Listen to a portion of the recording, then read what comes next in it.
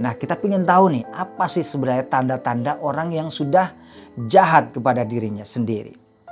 Nah, teman-teman, tanda pertama orang yang jahat kepada dirinya sendiri adalah orang itu sulit menerima kekurangan dirinya.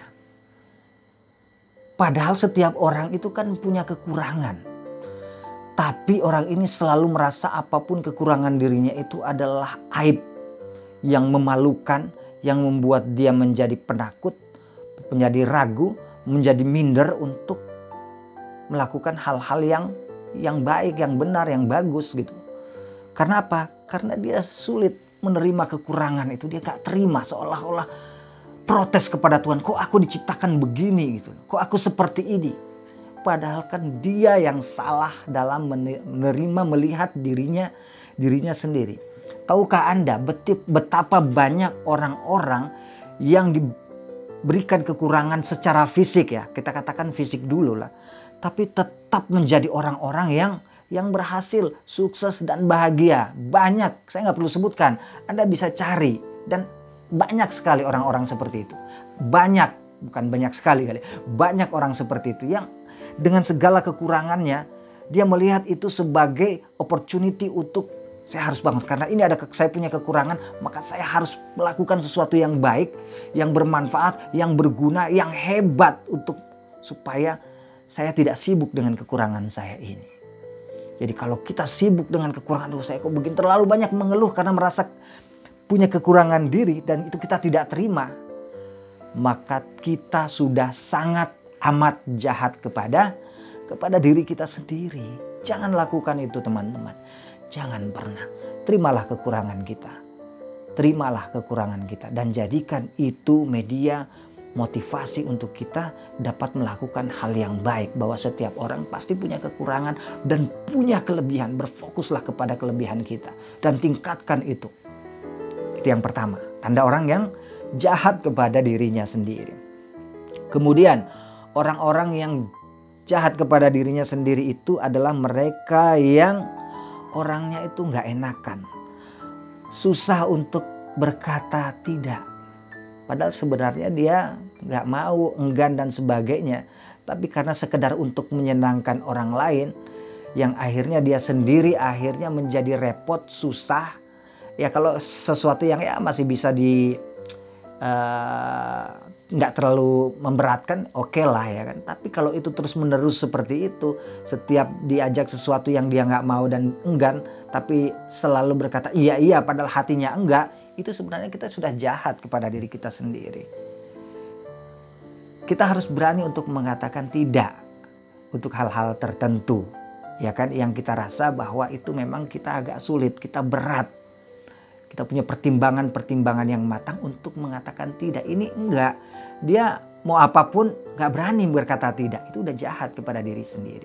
Kita harus tahu di mana harus boleh berkata iya dan boleh berkata tidak. Di mana saatnya berkata iya, oke, dan di mana saat kita berkata tidak. Itu orang-orang yang menghargai dirinya. Kalau jahat kepada dirinya adalah mereka yang ya terus menerus berkata nggak enak gitu, nggak enakan sama orang lain. Ya hidup aja lah dengan nggak enak terus menerus ya kan, nggak mungkin juga seperti itu. Jadi sekali lagi teman-teman, gak enakan, susah berkata tidak tanpa tahu tempatnya yang pas, itu sebenarnya kita sudah melakukan kejahatan kepada diri kita sendiri. Yang ketiga, hampir sama nih, mirip. Orang yang jahat kepada dirinya sendiri, salah satu tandanya adalah takut minta bantuan kepada orang lain. Tahukah teman-teman, kita ini adalah makhluk yang punya keterbatasan. Ada hal-hal yang mampu kita lakukan, ada hal-hal yang kita nggak bisa. Nah, untuk hal-hal yang benar-benar kita nggak bisa, bukan pura-pura nggak bisa, kita benar-benar nggak bisa, maka kita perlu bantuan orang lain. Itulah gunanya kita hidup dalam bermasyarakat atau kehidupan sosial, agar kita bisa saling membantu. Hari ini kita dibantu orang lain, besok kita membantu orang lain. Jadi untuk hal-hal yang kita tidak bisa, jangan takut untuk meminta tolong. Jangan takut untuk meminta bantuan kepada orang lain. Dengan satu keyakinan bahwa setelah saya dibantu, saya akan berusaha untuk menjadi orang yang selalu membantu orang lain. Saya dibantu sekali, saya akan membantu lebih banyak. Saya dibantu sekali, saya akan membantu 3 kali. Setiap saya menerima bantuan sekali, kalau saya pribadi, saya menerima bantuan 1 kali dari orang, maka saya akan memberikan 3 bantuan kepada orang lain. Nah, begitu. Jadi jangan takut untuk minta bantuan kalau kita memang gak bisa.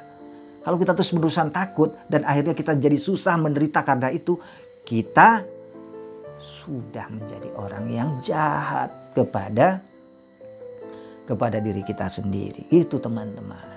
Ya, oke, yang keempat hampir sama dengan yang pertama, meremehkan diri sendiri. Ini orang yang jahat pada diri sendiri.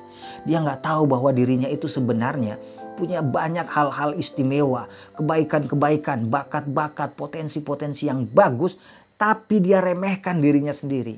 Banyak orang yang seperti itu. Saya melihat teman-teman saya, sebenarnya saya tahu bisa lihat nih orang ini punya potensi hebat ini, tapi dia meremehkan dirinya sendiri.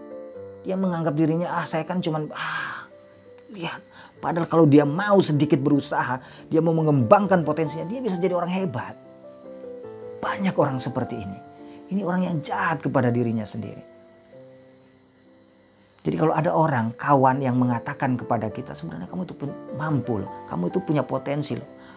Itu adalah sebenarnya kesempatan bagi kita. Oh iya, kalau teman saya saja bisa melihat kemampuan saya, mungkin saya nggak bisa, tapi teman saya bisa.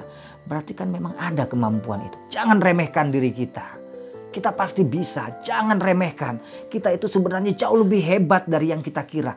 Banyak orang yang seperti itu. Kita jauh lebih hebat, lebih bisa berprestasi, lebih bisa berbuat banyak yang bagus-bagus, hebat-hebat, bermanfaat dari yang kita kira. Cuma karena kita nggak tahu. Kenapa? Karena sibuk meremehkan diri kita sendiri. Kita kurang melihat ke dalam untuk mengenali diri kita sendiri bahwa sebenarnya kita jauh lebih hebat. Jadi jangan pernah remehkan diri sendiri. Itu artinya ente jahat ke diri ente sendiri. Gitu kata tetangga saya ya. Yang terakhir, orang yang jahat kepada diri sendiri adalah orang yang tidak peduli pada kesehatan dirinya.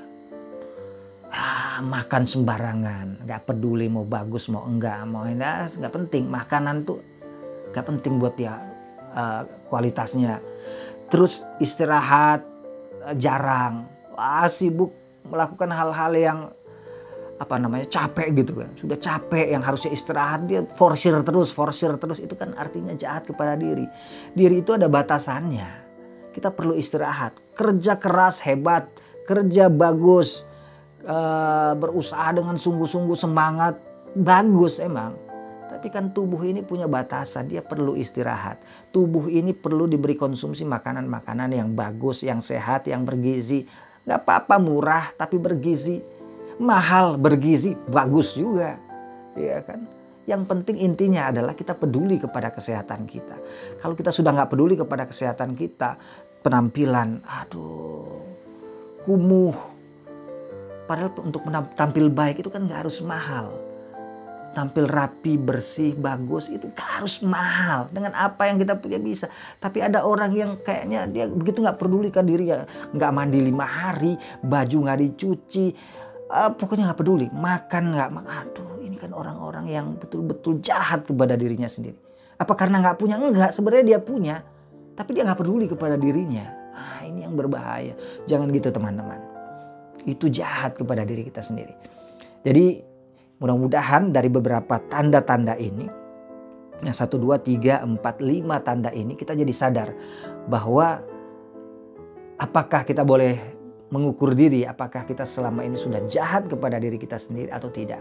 Mudah-mudahan kita tidak termasuk orang yang jahat kepada diri kita sendiri.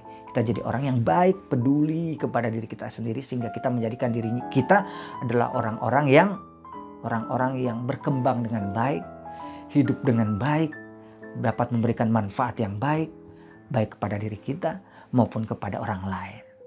Demikian motivasi hari ini, mudah-mudahan bermanfaat untuk kita semua. Sampai bertemu dalam episode berikutnya.